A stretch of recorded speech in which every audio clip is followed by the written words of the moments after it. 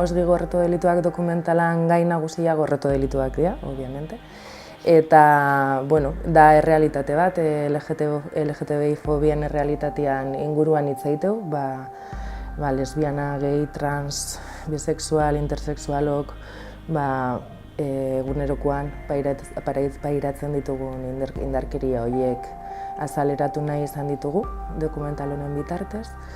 Eta hoxe, pixkat hitz egiteu gorroto delitu horiek zer dian, azkenean ambito juridiko edo legal, hortat esparru juridiko edo legalekuak diala, baina hori azken finean da erantzun bat emateana indarkeri horrei. Orduan, pixkat hortik abiatuta eta teste erantzen bitartez hori jaso nahi izan dugu. Zeintzuk dian eguneroko bizipenak, gure kolektiboko jendeak munduko hainbat lekutan ze pairatzen duen eta dokumentalan bitartez hori azaleratu eta horrei aurre egiteko kolektiboak sortu dituen estrategiak azpimarratu nahi izan ditugu. Ze azken finean ikusita ze babes gutxi dakaun orokorrian guk, orduan guk geuk sortu behar izan ditugu horrei aurre egiteko estrategia eta herramienta. Helburua zen hori ikustaraztia eta jasotako informazio guzti hori jendarteei eskaintzia. Baina era berean LGTB kolektiboko jendeai eskainitako dokumental bada, beraiek ere ikusteko denon artean ikasteko, sentsibilizazio edo sentikortasun hori bultzatzeko eta baita ere instituzioei eskatzeko ere hau da errealitatea eta goazen ardura politiko hori eskatzeko. Azken finean ezin zaigu ahaztu Euskal Herrian ez dakaula lege integral bat LGTB kolektiboa babesteuna eta babes hori eskatu behar dugu eta horren alde lanian jarraitu behar dugu. Espainiako kasuan momentu honetan lege hori kongresuan sartu zen, Podemosek sartu zuen dela hilabete batzuk eta eskubideak guztiz blokeatuta daka. Orduan egoera horren aurrean eta ikusita guain zerra idan gertatzen politikan hori ultraeskuineko pentsamenduak gorakada handia edukitzen nahi diala. Horren aurrean pixkat plano hoi edanetan nahi dugu eragin. Aurrera pausoak eman dira, ez dakit, adibidez, gaurko egun adibidez ospatzea, 1980an lortu zaizlako despatologizazioa homoseksualitateana, ez gea gaixo mentalak, baina ezin zaigu ahaztu leku askotan oendikan hori, jazarpena pairatze deula, behatzi estatutako konstituzioetan bakarrekan dago bermatuta sexu autodeterminazio hori. Eta horrekin lanian jarraitu behar dugu pixkanaka igea lortzen. Azkenen urtean zehar Indian atera da zigorkodetik, edo beste Angolan ustet ere baiet. Baina, aiga pixkanaka aurrera pausu horiek ematen, baina aurrera pausu horiek legalki legetan bakarrik ezin du egeatu inberdeu lana jendarteakin. Eta jendarteakin hortako berdeu hezkuntza eta sentikortasun kanpainetan gehiago eragitea. Niretzako hezkidetza programak ez du izan behar programak, hezkidetza izan behar du gure hezkuntza mota. Eta ez bakarrik LGTB gaiak lantzeko, baizik eta jendarteak geroz eta anitzagoa da.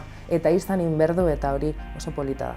Orduan, aniztasun hortan ez ditugu txikienak, eta ez hain txikia geanak, sentikortasun kanpainen bitartez, aurre iritzi eta aurre juzgu horiek landu eta estereotipo horiek oso errotuta daude. Oendikan jendeantzat, puta gea, drogaztaria gea, gaixo mentala gea. Eta horrekin horrei aurre inbertzaio. Eta eskuin muturreko ideologia guzti hauei lekuak kendu bertzaile. Eta nik uste komunikabidean lana hori dela, boxei eta ez ematea hainbeste leku.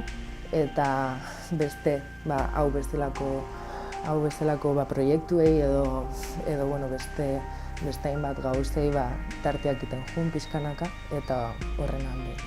Nahi nabarit oso dokumentalia? Bai, noski. Deitu diogu una mirada global edo begirada orokor bat, baina begirada orokor bat eskaintzia imposiblea da lausosekin gutxillo. Orduan Bai, azken finean, Honduras eta Mexikoko testigantza, ez genezkan hainbeste testigantza, beste area joan bertzalako, batez ere lan hori egitea. Eta bestetik, letra guztiak ez zeudela. Alde batetik bai izan dela nire nahi pertsonal bat, lesbianei eta emakume transei hitza ematea, ez da iruditzen zait gehiek nahikoa hitz egiteuela askotan.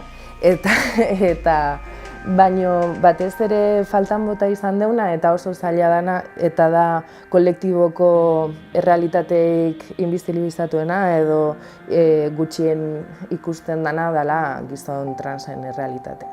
Eta hori barneratzea ere oso garrantzitsua izango zen, baina ez genuen lortu euren testigantzaik, orduan indegu algenuna. Nik gatzen ez batez ere, hasteko iruditzen zait islariek edo baien testigantzak eman gurekin konpartitu dituen pertsonek oso eskuzabalak izan diala. Azkenean ez da errealitate bat hitz egitean, jendeak ez du hortaz hitz egiten askotan erasoa pairatzen ditugunean plano intimo batian gehatzeia eta horien inguruan hitz egitea oso zaila izatea.